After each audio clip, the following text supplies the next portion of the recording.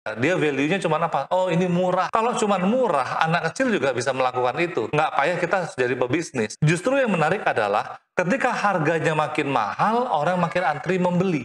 My Coach, the great online business coaching. Innalhamdulillah, nahmaduhu wa nasta'inuhu wa nastaghfiruh, wa na'udzubillahi min syururi anfusina wa min sayyiati a'malina, may yahdihillahu fala mudhillalah wa may yudlilhu fala hadiyalah. Asyhadu an la ilaha illallah wa asyhadu anna Muhammadan abduhu wa rasuluh la nabiyya ba'dah amma ba'du. Alhamdulillah Bapak Ibu semuanya, kesuksesan bisnis itu tergantung dengan ownernya.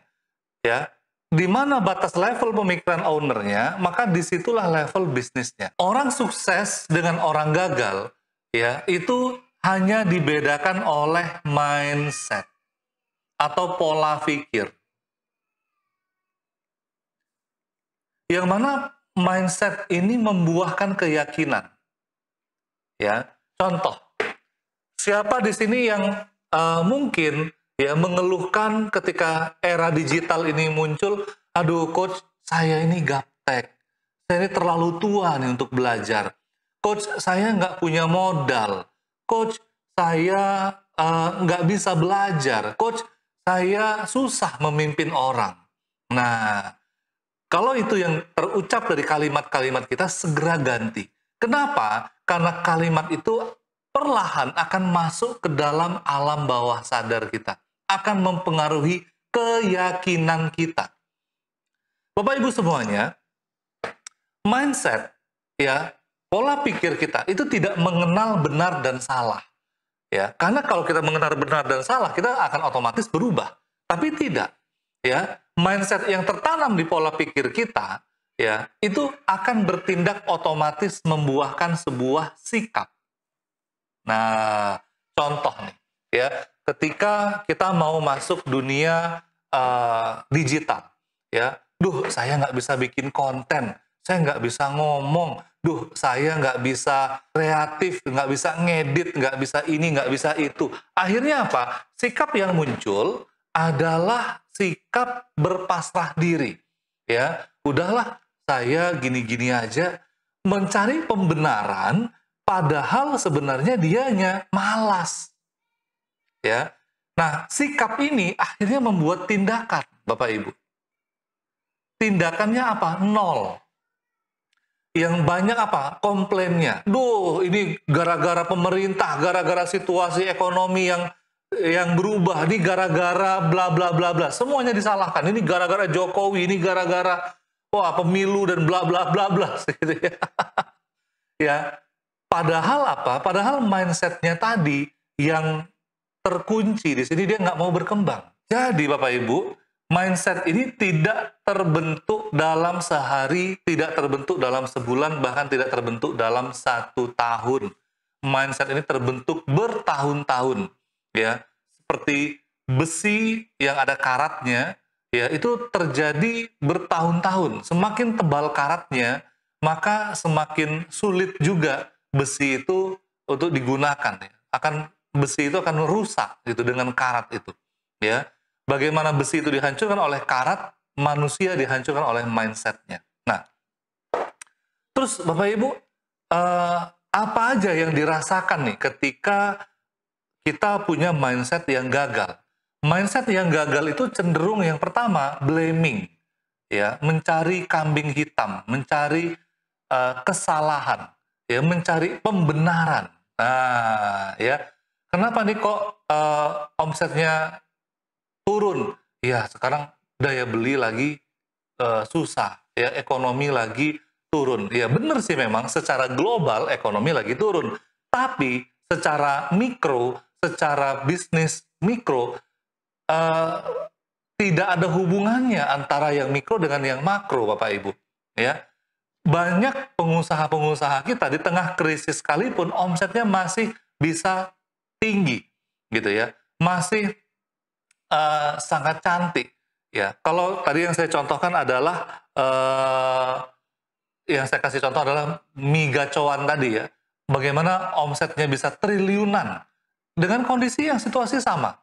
Coba dibandingkan dengan pedagang yang jualan mie yang ya Masya Allah gitu ya, bahkan mie-nya mungkin nggak laku gitu, ya. Mie-nya rasanya bahkan kalau dibandingkan dengan mie gacoan, mirip-mirip aja, sama-sama aja. Tapi kenapa mie gacoan bisa omset punya triliunan, punya banyak cabang gitu ya? Yang pertama, dari ownernya tadi, mindset-nya. Sudah mindset triliun. Makanya kalau mau jadi pengusaha Bapak Ibu, beranikan ngomong triliun. Ya, jangan cuman sekedar cukup makan. Kalau cukup makan, ya mindset kita cuma jadi pedagang. Akhirnya apa? Membuahkan sikap yang pesimis. Ya, dari sikap yang pesimis tadi, yang tindakan yang dilakukan apa? Ya udah, banyak menunggu, dan akhirnya ya dari tindakan membuahkan hasil, hasilnya tidak maksimal, hasil membuahkan prestasi. Prestasi menguatkan mindset. Nih bahayanya Bapak Ibu. Ya, prestasi menguatkan mindset. Karena omset bulan ini turun, ya udah kita slow down dulu, nggak usah produksi banyak-banyak. Karyawan dipecat dulu, ya, atau karyawan dirumahkan dulu. Kenapa? Ini situasinya sulit.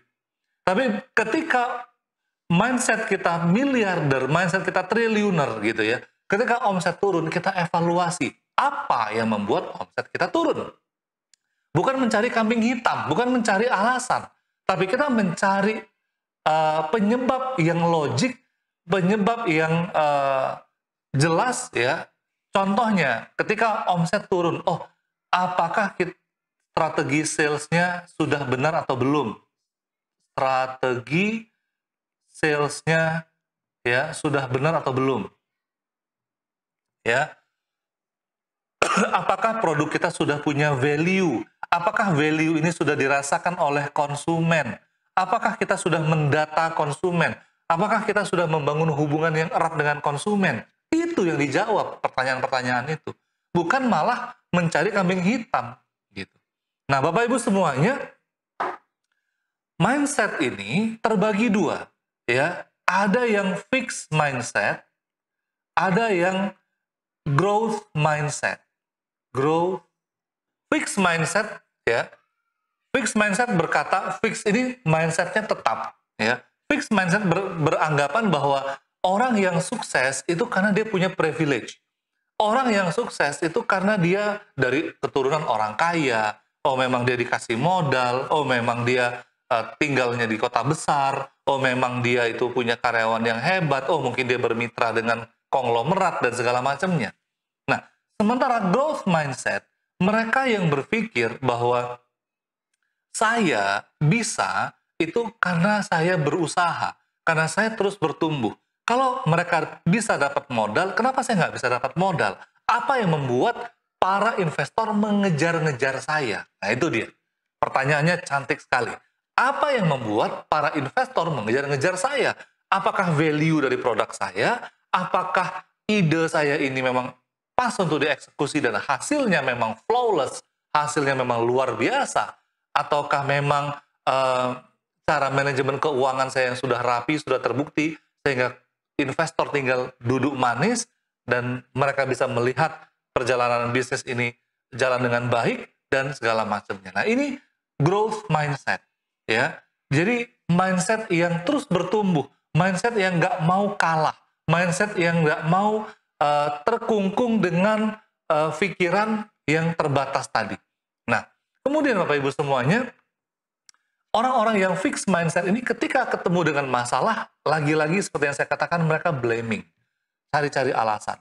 Sementara ketika yang growth mindset, mereka mencari solusi.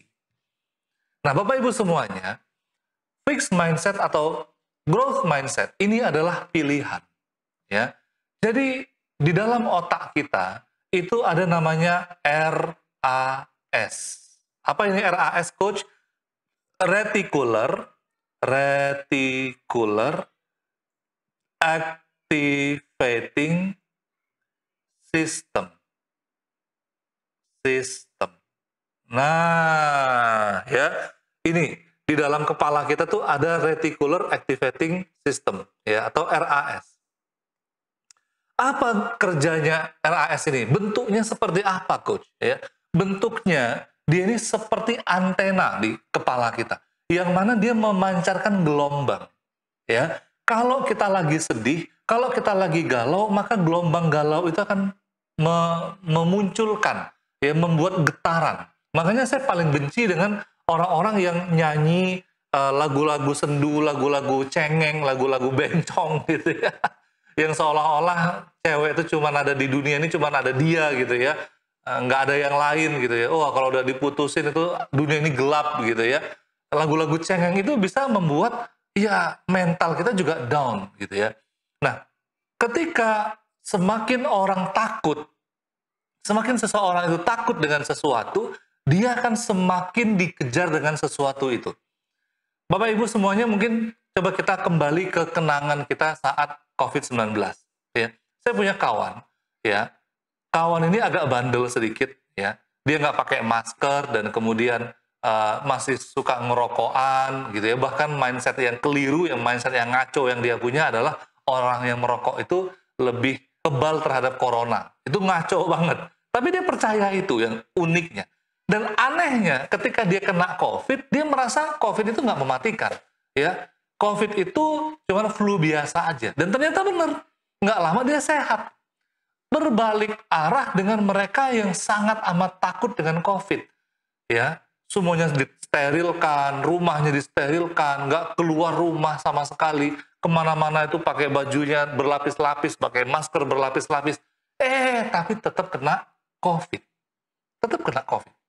Ya, kenapa?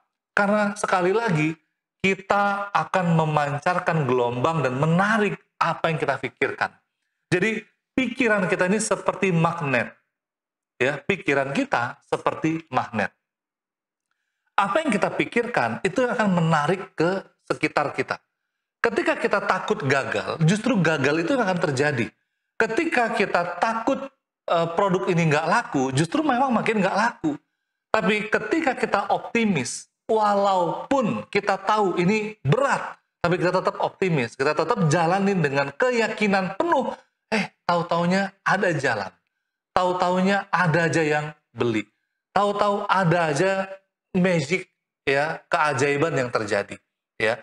Makanya saya belajar dari guru saya, Pak Tung Desemwaringin, take action and miracle happen. Kadang-kadang Bapak Ibu, bisnis ini unik. Kita ngerjain yang mana, kita action di mana, datang rezekinya entah dari mana. Pernah ngalamin nggak?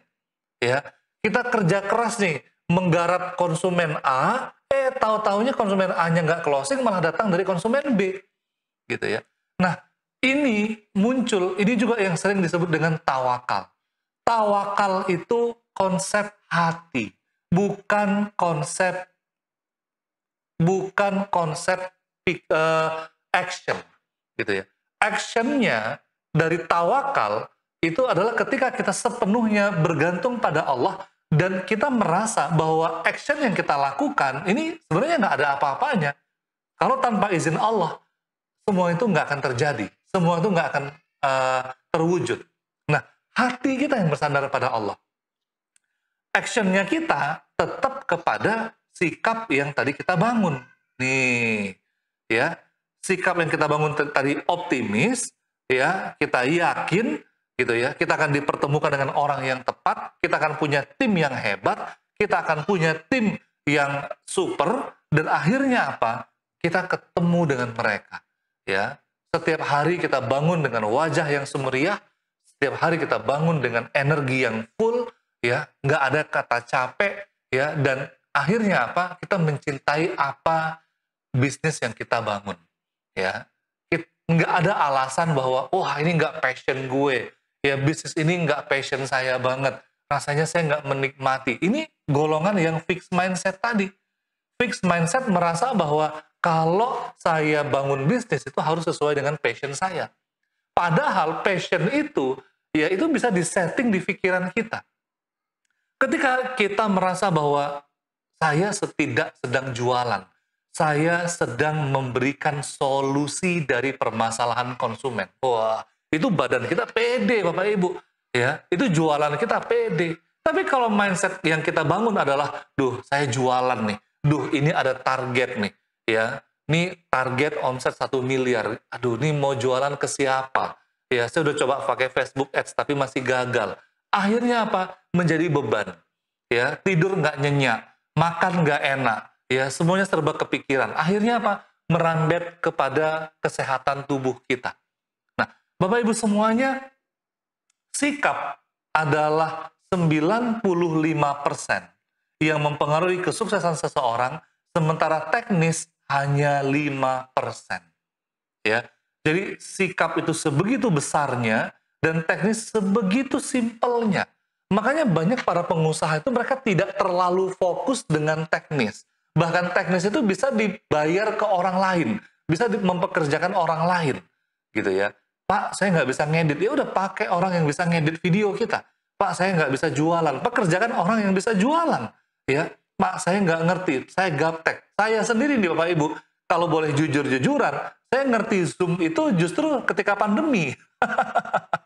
Saya sebenarnya main Instagram itu justru ketika pandemi. Sebelum pandemi, saya gaptek. Saya nggak ngerti, gitu. Karena bidang bisnis saya tidak menuntut harus pakai Instagram, gitu.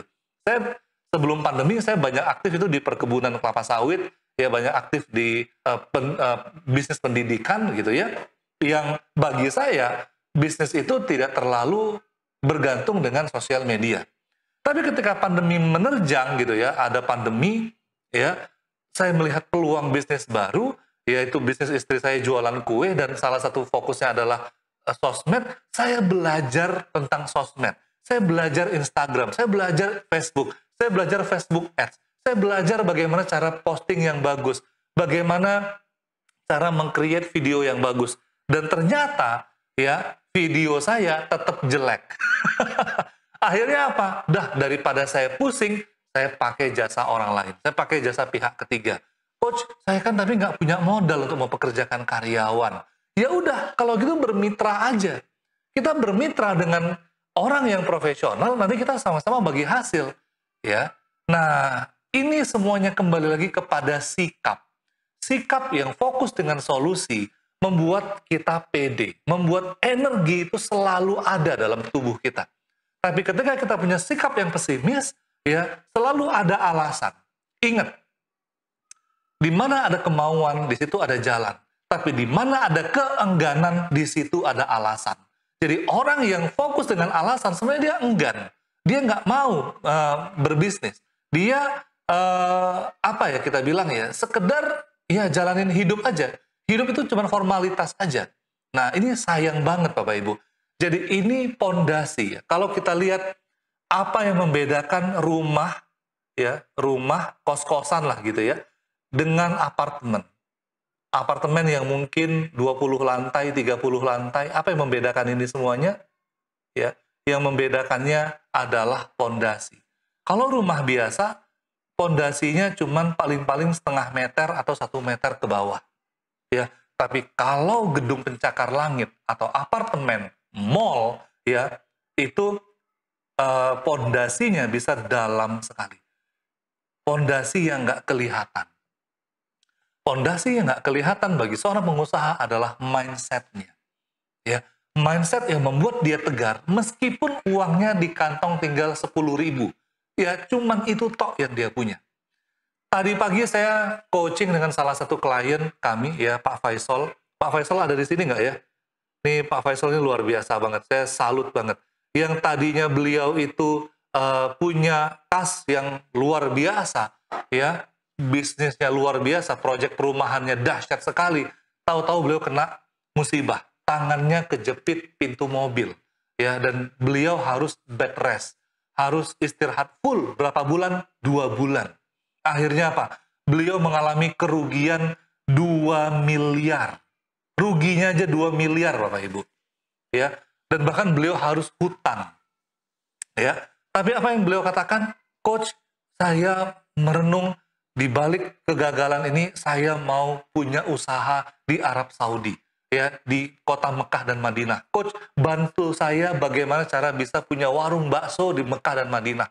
Bagaimana punya omset yang luar biasa. Dan saya juga katakan, ya saya punya kenalan, ya dari, bukan kenalan sih, saya punya dengar cerita aja dari almarhum ayah mertua saya, bahwa ada yang jualan bakso jualan bakso di Mekah dan Madinah itu punya omset puluhan miliar, Bapak Ibu.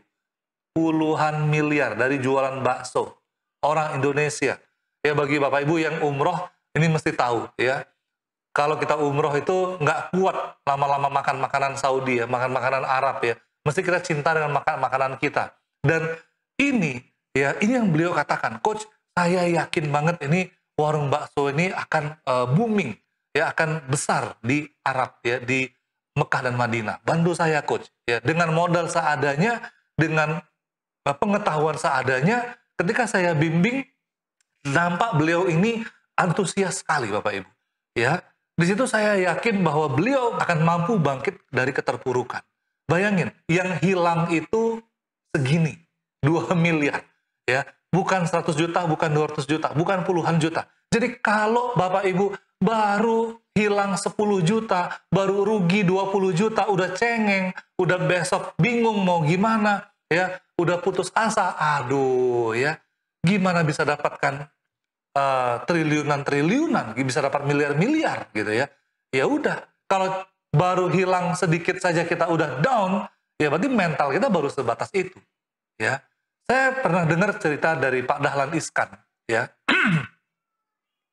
kita tahu Pak Dahlan Iskan ini mantan menteri dan juga beliau mantan CEO dari Jawa Pos. Beliau katakan, ya, saat ini saya punya aset triliunan, padahal ongkos belajarnya itu miliaran. Ya, ongkos belajarnya itu kegagalan yang beliau lakukan itu miliaran. Beliau kehilangan uang miliaran, tapi asetnya triliunan. Ya, jadi nggak ada apa-apanya hilang uang miliaran itu. Kenapa? Karena itu ongkos belajar. Inilah yang disebut tadi dengan fixed mindset dan growth mindset. Orang-orang yang growth mindset, Bapak Ibu, di sini, orang-orang yang growth mindset, mereka tidak mengatakan, aduh saya nggak punya ini. Mereka mengatakan, saya belum punya, tapi nanti saya akan punya. Sementara orang-orang yang di fixed mindset ini, mereka mengatakan, saya nggak punya, saya harus gimana? Saya nggak tahu mau ngapain, ya udah, begitu. Ya, akhirnya apa? Mereka terpuruk dengan mindset mereka sendiri. Karena mindsetnya kerdil, karena mindsetnya salah, akhirnya sikapnya salah, tindakannya juga ngawur, atau bahkan nggak bertindak sama sekali, hasilnya jelek, ya prestasinya standar ya, biasa-biasa aja. Akhirnya kembali lagi ke mindsetnya, oh iya, saya memang ditakdirkan miskin. Oh iya, memang karena orang tua saya miskin, saya nggak punya modal, saya nggak punya apa-apa, ya akhirnya ya begini-begini aja. Dan itu terjadi bertahun-tahun. Maka Bapak Ibu, solusinya adalah, Bapak Ibu hari ini ya selesai dari webinar ini, Bapak Ibu lihat diri Bapak Ibu di kaca. Ya, lihat di cermin. Ngomong dengan diri sendiri. Ya, ngomong. Ya, lihat diri kita. Lihat calon miliarder yang ada di depan kaca itu. Ya, lihat apakah yang ada di depan kaca itu pecundang atau pemenang. Ya, ngomong dengan diri kita, ya, ngomong bahwa sebenarnya apa yang paling kita takutkan. Bapak Ibu, saya punya guru, ya, namanya Coach Han, ya, beliau coachnya saya, gitu ya, gurunya saya. Beliau mengatakan, saya itu termasuk orang yang takut bicara di depan umum. Bayangin, gimana mau jadi coach kalau beliau aja takut ngomong di depan. Tapi yang luar biasa adalah beliau berhasil mengalahkan ketakutannya. Dan beliau rutin ngomong di cermin bahwa, ya Allah berikan saya kekuatan. Ya Allah berikan saya ketabahan hati melewati rintangan demi rintangan ini. Karena saya yakin saya adalah triliuner. Saya adalah miliarder. Saya adalah pemenang. Rutin ngomong di depan kaca. Ya, Bapak Ibu, ini salah satu terapi yang bisa kita lakukan ya untuk mengubah mindset kita.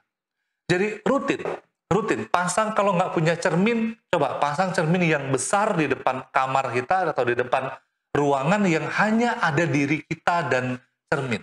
Di mana kita ngomong lantang di cermin itu, ya, minta sama Allah, ya, berdoa, ya, minta kekuatan, di mana kita mengakui kelemahan kita. ya. Kita mengakui apa yang belum kita miliki. Kita mengakui segala kelemahan kita dan kita mengakui kebesaran Allah. Hanya Allah yang bisa memberikan hal yang mustahil bagi kita. Nah, Bapak Ibu, kalau Bapak Ibu biasa rutin zikir pagi dan petang, nah ini akan akrab dengan salah satu doa ini. Nah, ini saya kasih jurusnya lagi ya. Saya akan screen share. Dihafalkan doanya ya. Ini Bapak Ibu bisa beli bukunya zikir pagi dan petang gitu ya. Nah, Bapak Ibu bisa lihat sama-sama di sini. Nah, ini doa sapu jagat Bapak Ibu. Ini Sayyidul Istighfar. Emaknya istighfar, induknya istighfar. Istighfar itu gimana? Astagfirullah, astagfirullah, astagfirullah. Tapi ini induknya istighfar, Sayyidul Istighfar. Ya. Allahumma anta rabbi. Ya. Kita mengagungkan Allah. Allahumma anta rabbi. Ya. Allahumma anta rabbi la ilaha illa anta khalaqtani wa ana abduka wa ana ala ahlika wa wa'dika mastata. A'udzubika min syarri ma sanaq. Abu'u laka bi ni'matika alayya wa abu'u bi dzambi faghfirli fa innahu la yaghfiru dzunuba illa anta. Kita mengakui, ya Allah, tiada Tuhan yang berhak disembah selain Engkau, ya. Engkaulah yang menciptakan hamba. Engkau yang menciptakan aku, ya Allah. Aku adalah hamba-Mu dan aku setia dengan perjanjianku semampuku. Dan aku berlindung ya kepadamu dari kejelekan apa yang aku perbuat. Aku mengakui nikmat darimu. Nih, ya. Bapak Ibu, ya, Abu ulaka bini matika alaiya. Saya mengakui, ya Allah, nikmat yang Kau berikan, ya. Dan aku mengakui dosaku. Oleh karena itu, ampunilah aku. Sesungguhnya tidak ada yang dapat mengampuni dosa kecuali Engkau. Masya Allah, Bapak Ibu. Ya, baca ini, ya, Allahumma anta rabbi, la ilaha illa anta, khalaqtani, wa ana abduka, wa ana ala ahdika, wa wa'dika mastata. A'udzubika min syarri ma sanaq, abu'u laka bi ni'matika alai, wa abu'u bi dzambi, faghfirli, fa innahu la yaghfiru dzunuba illa anta. Ya. Ini Sayyidul Istighfar, ya. Dan satu lagi, ya, doa yang selalu kita baca kalau kita zikir sore, ya, atau kalau Bapak Ibu tidak sempat zikir sore, minimal baca ayat ini, baca doa ini. Ya Hayyu ya Qayyum birahmatika astaghits aslih li sya'ni kullahu wa la takilni ila nafsi tarfata ain. Perbanyak baca. Apa artinya? Ya Hayyu ya Qayyum, ya Allah, ya Rabb yang maha hidup, ya, yang maha berdiri sendiri, dengan rahmat-Mu aku meminta pertolongan. Perbaikilah segala urusanku. Perbaiki segala urusanku dan jangan serahkan kepadaku meski sekejap mata sekalipun. Bapak Ibu, kita baca doa ini dan kita ngomong dengan diri kita di hadapan cermin. Kita berpasrah, kita serahkan hati kita, serahkan diri kita, serahkan semua masalah kita. Dan kita jalan dengan optimis, ya. Kita yakin pasti apa yang Allah berikan itu yang paling baik untuk kita. Tidak ada kata tidak, yang ada hanyalah belum. Saya bukan tidak mencapai target, saya hanya belum mencapai target. Saya bukan tidak bisa sukses, saya hanya belum sukses. Saya bukan tidak mendapatkan orang yang tepat. Mungkin saya ditipu hari ini, mungkin bisnis saya anjlok hari ini. Mungkin karyawan saya nilap uang, ya. Saya bukan tidak memiliki tim yang hebat, saya hanya belum. Saya akan belajar dan saya akan memiliki orang-orang yang tepat yang membesarkan bisnis saya dan saya akan bermitra dengan mereka. Itu yang kita katakan kepada diri kita, ya. Baik Bapak Ibu semuanya, tanpa terasa berakhir pula sesi tunas kita dan insya Allah kita akan kembali dengan materi judulnya adalah hijrah dari pedagang ke pebisnis. Jangan ketinggalan di episode berikutnya dan sampai jumpa lagi. Supaya berkah kita tutup dengan doa kafaratul majelis. Subhanakallahumma wa bihamdika asyhadu an la ilaha illa anta astaghfiruka wa atubu ilaik. Assalamualaikum warahmatullahi wabarakatuh. Sampai jumpa